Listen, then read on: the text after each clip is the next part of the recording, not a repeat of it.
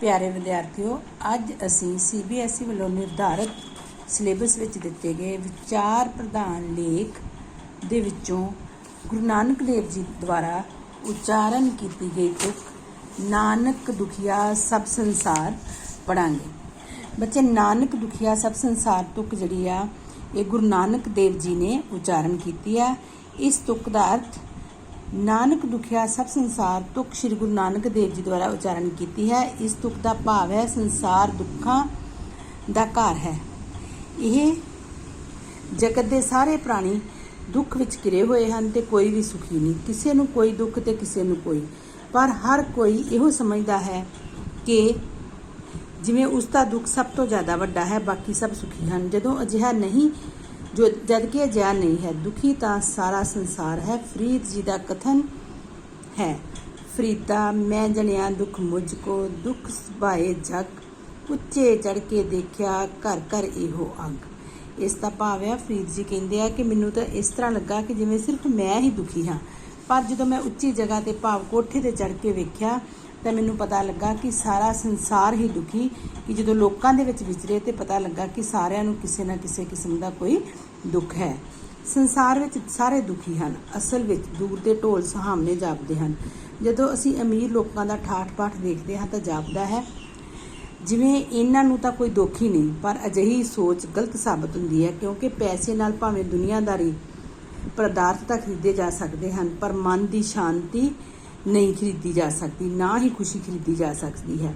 वड्डियां सिरां दीयां वड्डियां पीड़ां वाली हालात इन्हां दी भी हुंदी है। धनवान व्यक्ति का दुख वक्री किस्म का हुंदा है, जिवें वपारक उलझना, पैसे की संभाल की चिंता और सब तो वध मानसिक चिंतावां का कारण वो रोगी हो जाता है। इसी तरह दूजे पासे गरीब व्यक्ति आर्थिक तंगियां कारण परेशान है ते दुखी है। उसनूं चिंता है कि घर दीयां लोड़ां दी पूर्ति किवें कीती जावे। आमदन घट ते खर्चे वधेरे होण कारण व्यक्ति मानसिक तौर पर बेचैन रहिंदा है। भाव के दुखों का संबंध किसी किस्म की अमीरी गरीबी नाल नहीं हुंदा, बल्कि दुख तां मनुख दे ने आप सिहड़े हैं।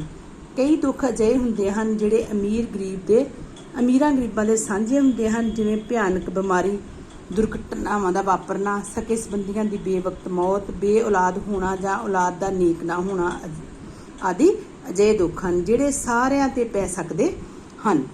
घरेलू कला कलेश, धीआं दा दुख, नौकरी वेले झगड़े दा फिकर आदि वर्तमान समय में मनुख लई मानसिक दुखों का कारण हैं।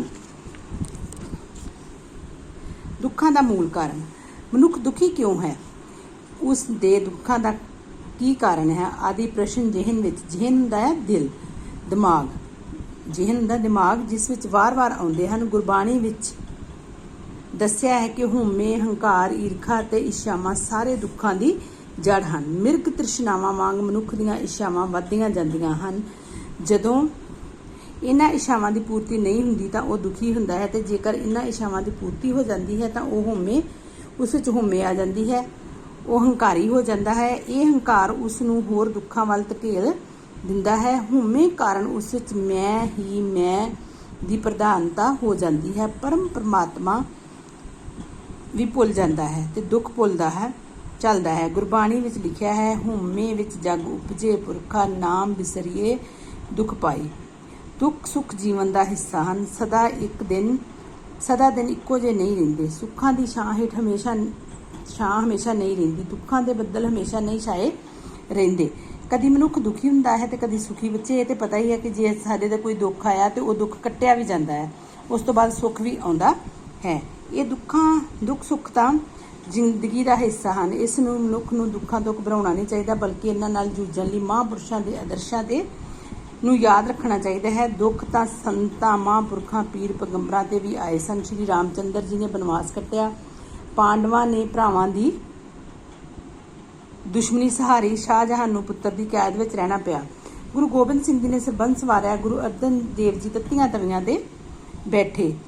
दारा शकोर के दुखांत नूं कौन नहीं जानता, पर अजिहियां सब उच्च हस्तियां नूं दुख विच भी प्रभु परमात्मा का सिमरन दा लड़ नहीं छड्डिया ते घोर दुखां नूं हस के सहारिया। दुख दारू है। गुरबाणी विच लिखिया है, दुख दारू सुख रोग पिया।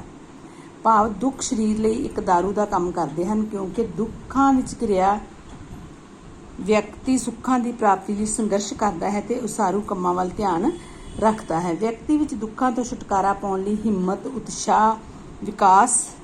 ਉਤਸ਼ਾਹ ਹੋਣਾ ਚਾਹੀਦਾ ਹੈ। ਪਰ ਜਿਹੜੇ ਵਿਅਕਤੀ ਹਰ ਵੇਲੇ ਸੁੱਖ ਭੋਗਣ ਦੇ ਆਦੀ ਹੋ ਚੁੱਕੇ ਹਨ, ਉਹ ਸਹੀ ਅਰਥਾਂ ਵਿੱਚ ਬੇਕਾਰ ਹੋ ਜਾਂਦੇ ਹਨ। ਉਹਨਾਂ ਦਾ ਵਿਅਕਤੀਤਵ ਵਿਕਾਸ ਰੁਕ ਜਾਂਦਾ ਹੈ, ਉਹਨਾਂ ਦੀ ਜ਼ਿੰਦਗੀ ਵਿੱਚ ਖੜੋਤ ਆ ਜਾਂਦੀ ਹੈ, ਉਹ ਹੰਕਾਰੇ ਰਹਿੰਦੇ ਹਨ ਤੇ ਆਪਣੇ ਅਸਲੇ ਤੋਂ ਦੂਰ ਰਹਿੰਦੇ ਹਨ।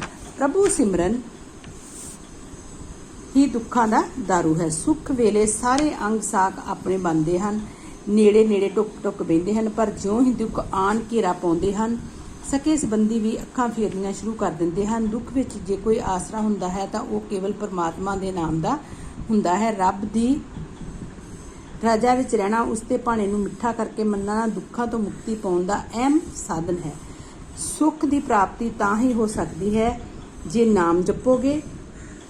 ਨਾਮ ਜਪਣ ਨਾਲ ਤਾਂ ਦੁੱਖਾਂ ਦਾ ਅਹਿਸਾਸ ਹੀ ਨਹੀਂ ਹੁੰਦਾ। ਗੁਰੂ ਜੀ ਨੇ ਫਰਮਾਇਆ ਹੈ, ਨਾਨਕ ਦੁਖੀਆ ਸਭ ਸੰਸਾਰ ਸੋ ਸੁਖੀਆ ਜਿਸ ਨਾਮ ਆਧਾਰ। ਭਾਵ ਕਿ ਗੁਰੂ ਨਾਨਕ ਦੇਵ ਜੀ ਕਹਿੰਦੇ ਹਨ, ਸਾਰਾ ਸੰਸਾਰ ਦੁਖੀ ਹੈ, ਸੁਖੀ ਸਿਰਫ ਉਹ ਹੈ ਜਿਸ ਨੇ ਪ੍ਰਭੂ ਦੇ ਨਾਮ ਨੂੰ ਜਪਿਆ ਹੈ। ਸਾਰੰਸ਼ ਅੰਤ ਵਿੱਚ ਅਸੀਂ ਕਹਿ ਸਕਦੇ ਹਾਂ ਕਿ ਦੁੱਖ ਅਤੇ ਸੁੱਖ ਮਨੁੱਖੀ ਜੀਵਨ ਦੇ ਦੋ ਪਹਿਲੂ ਹਨ। ਦੁੱਖਾਂ ਦਾ ਮੁਕਾਬਲਾ ਕਰਨਾ ਚਾਹੀਦਾ ਹੈ।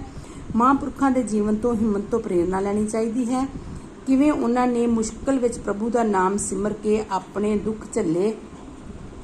ਇਹ ਵੀ ਗੱਲ ਠੀਕ ਹੈ ਕਿ ਸੁੱਖਾਂ ਦਾ ਆਨੰਦ ਵੀ ਦੁੱਖਾਂ ਨੂੰ ਸਹਾਰਨ ਤੋਂ ਬਾਅਦ ਹੀ ਮਾਣਿਆ ਜਾ ਸਕਦਾ ਹੈ। ਸੋ ਦੁਨਿਆਵੀ ਮੋਹ ਮਾਇਆ ਦਾ ਤਿਆਗ ਕਰੋ ਤੇ ਸਰਬ ਸ਼ਕਤੀਮਾਨ ਪਰਮ ਪਿਤਾ ਪਰਮਾਤਮਾ ਨੂੰ ਹਮੇਸ਼ਾ ਯਾਦ ਰੱਖੋ, ਤਾਂ ਹੀ ਦੁੱਖ ਜਿਹੜੇ ਨੇ ਸਾਡੀ ਜ਼ਿੰਦਗੀ ਵਿੱਚੋਂ ਜਾਣਗੇ। ਇਸ ਲੇਖ ਤੋਂ ਬੱਚੇ ਸਾਨੂੰ ਇਹ ਸਿੱਖਿਆ ਮਿਲਦੀ ਗੁਰਬਾਣੀ ਦੀ ਤੁਕ ਤੋਂ ਕਿ ਸਾਨੂੰ ਦੁੱਖਾਂ ਵੇਲੇ ਘਬਰਾਉਣਾ ਨਹੀਂ ਚਾਹੀਦਾ, ਸਗੋਂ ਉਹਨਾਂ ਤੋਂ ਦਾ ਹੌਸਲੇ ਦੇ ਨਾਲ ਉਹਨਾਂ ਦਾ ਟਾਕਰਾ ਕਰਨਾ ਚਾਹੀਦਾ ਹੈ। ਪ੍ਰਭੂ ਪਰਮਾਤਮਾ ਨੂੰ ਯਾਦ ਕਰਨਾ ਚਾਹੀਦਾ ਹੈ, ਉਹ ਹੀ ਦੁੱਖ ਵਿੱਚ ਸੁੱਖ ਵਿੱਚ ਸਾਡਾ ਸਹਾਈ ਹੁੰਦਾ